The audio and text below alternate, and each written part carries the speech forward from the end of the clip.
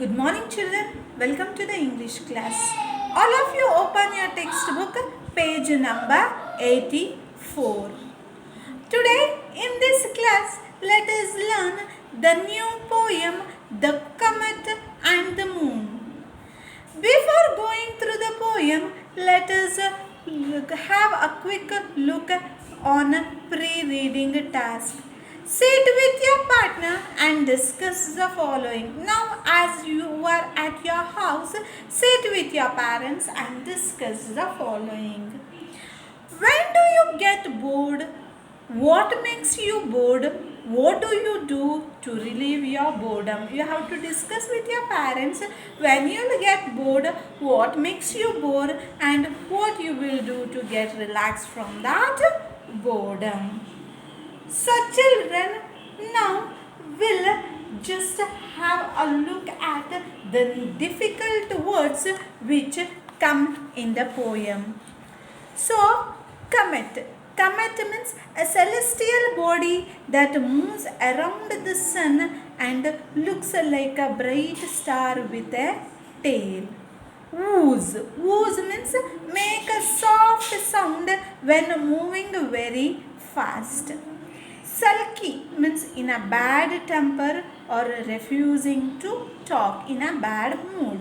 Plod means walk laboriously. Walk laboriously means walk with difficulty.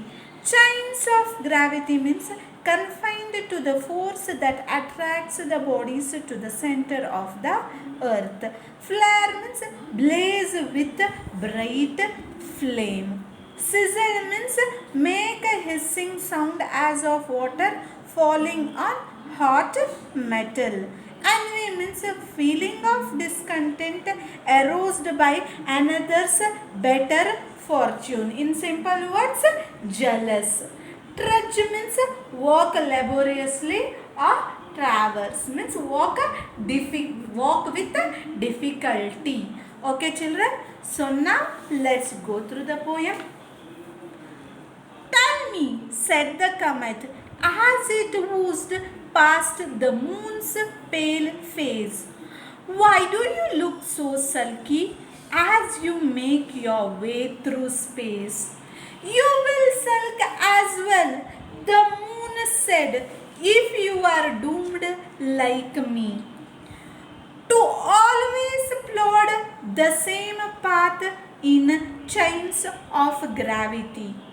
You are free to flare and sizzle, you roam like rockets do. While I am stuck here in the orbit of the earth, I envy you. Once things were better, spacemen came up to float and walk and scratch my back. Now life's too dull, so comet, stay and talk. The comet didn't answer. Already it had gone to wag its tail round Venus while the moon trudged on. So this poem, it is written by Richard Edwards. In this poem, the moon asks a speeding comet to stop and listen to his worries. So the poem The Comet and the Moon, it features an imaginary conversation. It tells about the imaginary conversation between the comet and the moon. The dialogue between the two celestial body, that is between the comet and the moon, is both interesting and also it is funny. This poem is composed by Richard Edwards. It's created to entertain children who love to hear stories related to heavenly bodies.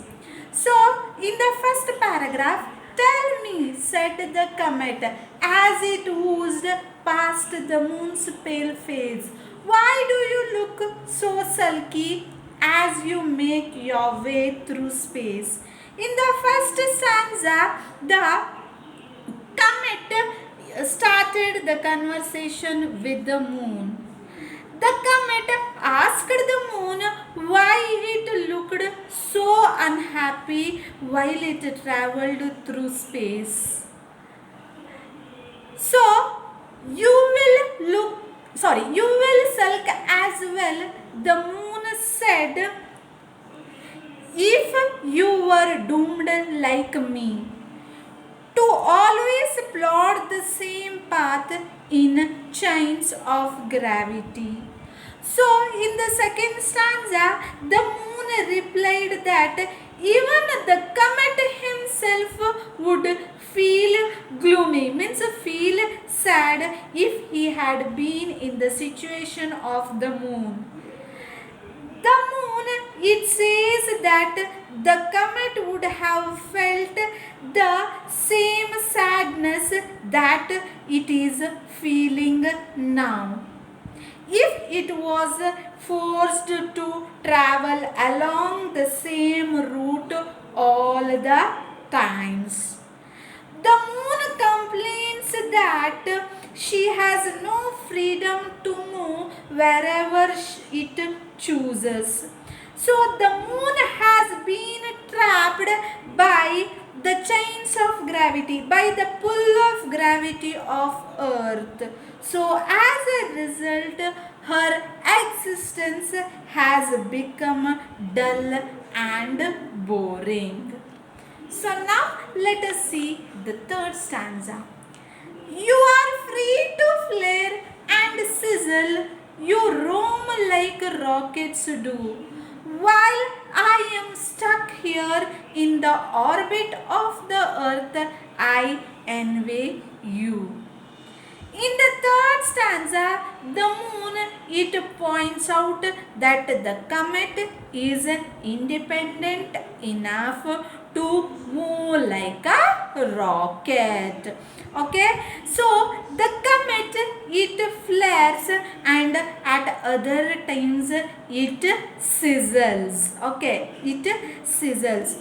But the moon has no freedom. Okay, it is telling that the moon has no freedom to engage in these kind of activity because the moon is trapped in the orbit of the earth.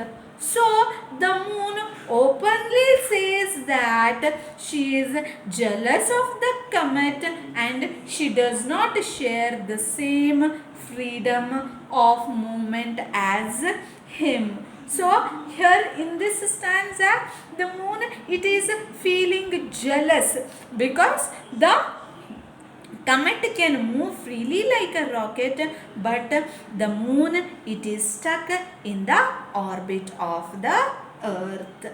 Next, we'll go for the next stanza, children. Once things were better, spacemen came up to float and walk and scratch my back. So the moon remembers some good times in the past. So during those times, astronauts would come visiting the surface of the moon. It is remembering that the astronauts in olden times, in past times, they were coming to visit the surface of the moon. So the moon loved the feel of these people. The moon loved the feel of these spacemen floating about on her surface. They were moving on her surface. So the moon loved the movement of this spaceman. So it enjoyed being scratched on her back, and also the spaceman, when they moved, they scratched its back, so it enjoyed the scratch on her back. Those men seemed to drive away her loneliness.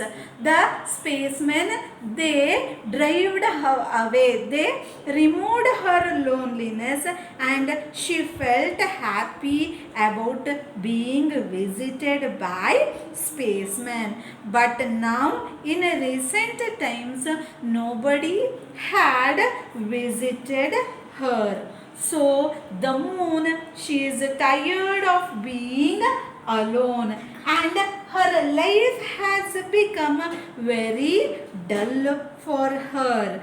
The poet, he is telling that the moon invites the comet. Okay.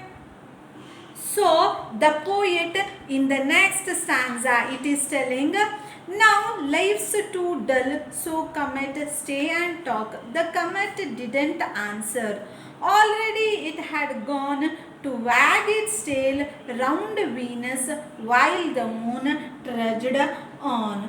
So now nobody has visited the moon. So she is feeling that she is tired of being alone and her life has become very dull for her.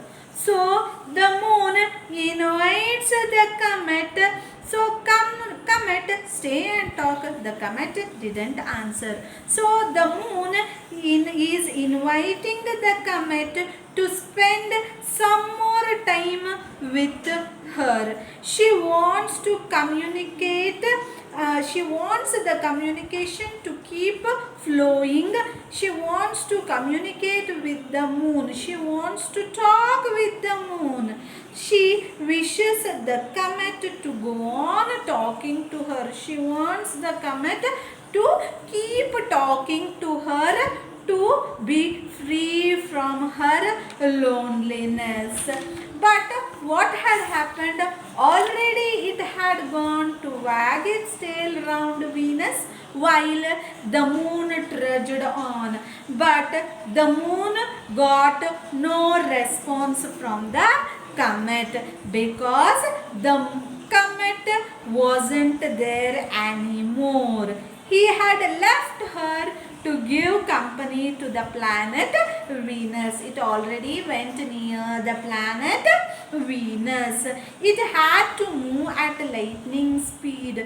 The comet, it has to move very speed. So the moon was left with no choice but to keep moving around laboriously. The moon, it didn't had any other choice. It didn't had any other thing to communicate with. The comet had already went to swing its tail around Venus. The moon was all alone. So the moon continued in her orbit around the earth. So the moon once again it continued to move around the earth in her own orbit in the same lonely way as she had done before, as she was moving lonely around the earth in her own orbit. In the same way, once again it is moving in her orbit, and the comet had already gone to wag its tail around. I hope you have understood this poem, children. If you have any doubt, please contact me. Thank you.